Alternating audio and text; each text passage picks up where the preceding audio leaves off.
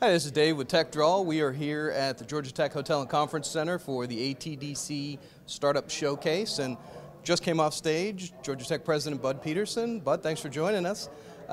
Great talk this morning. You talked about 110 companies in the last 30 years and $1 billion in outside dollars. What does ATDC mean from your perspective?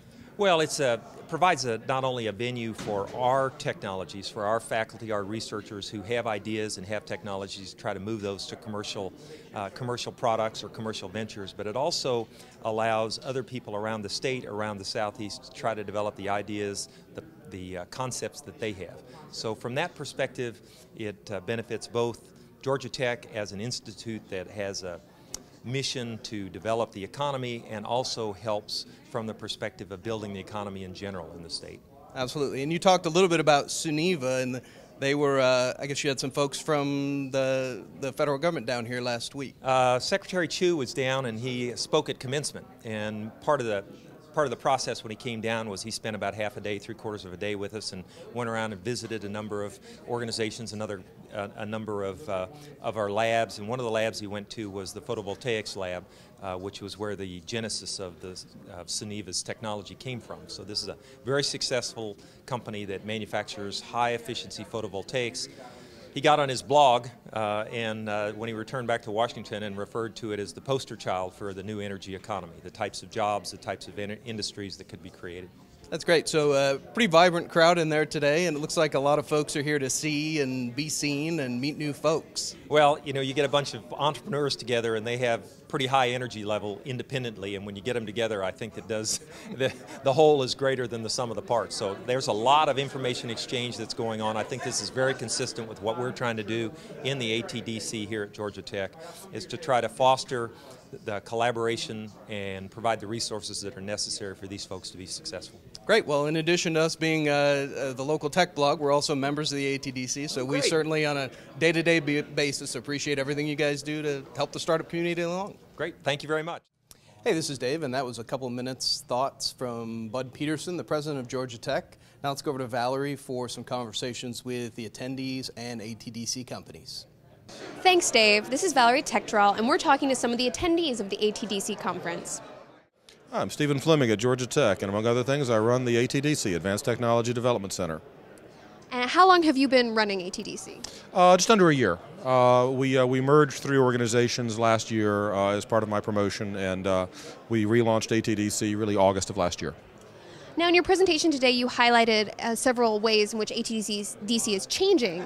How do you feel those changes will affect the Atlanta community and the Georgia community of entrepreneurs as a whole? Well, I think it's more inclusive. We had a model where we would look at about 200 business plans a year and accept about 10 of them into the ATDC, which meant those 10 were probably pretty good. It meant there were 190 that didn't make the cut. Under the new model, we let them all in, and so we have taken our membership from about 40 companies to over 300. We have built a network of operations where we're now holding events in Alpharetta. We're holding events in DeKalb County. We've always had events in Savannah.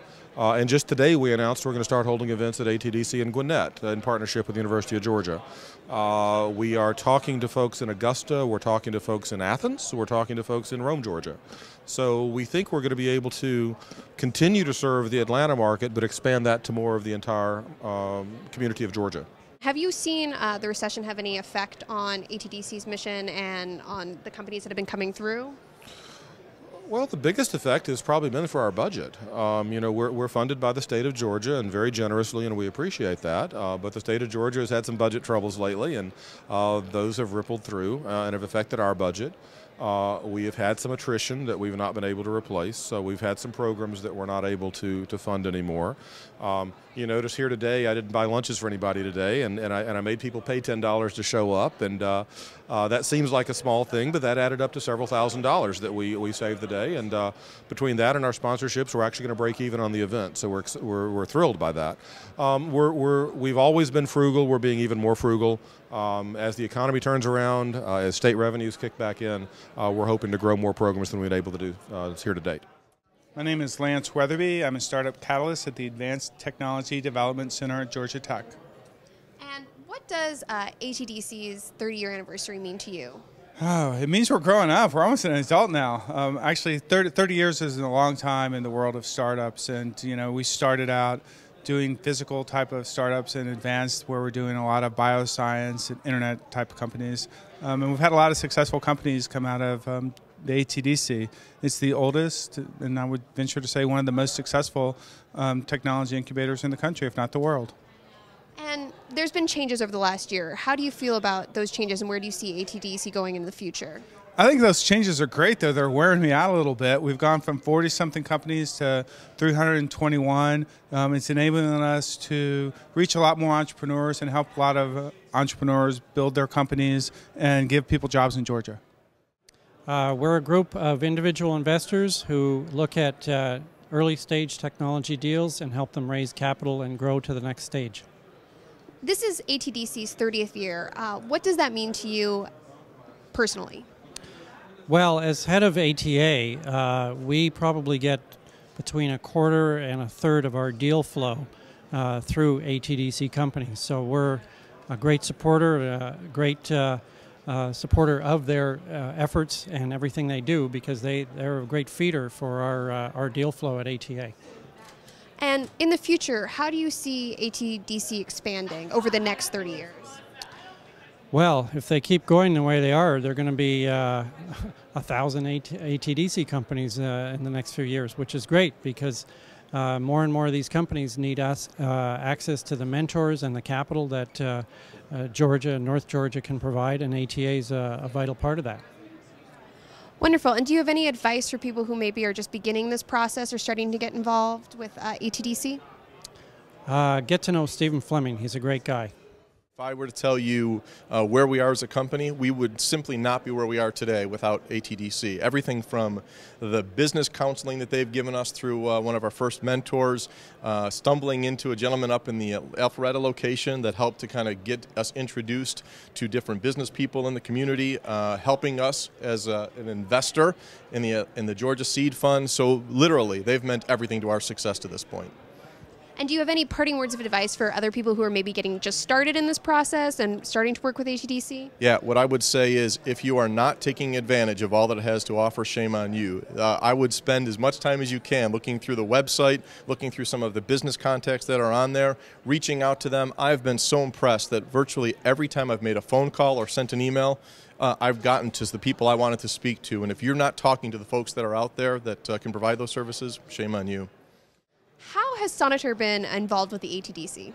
Well, Sonitor actually is one of the companies that grew out of the bootstrapping circle that Paul Freet organizes. The founder actually met both his technical guy and marketing and sales guy at one of those meetings. So it's actually someone who came to ATDC looking to find partners and was able to put together a team.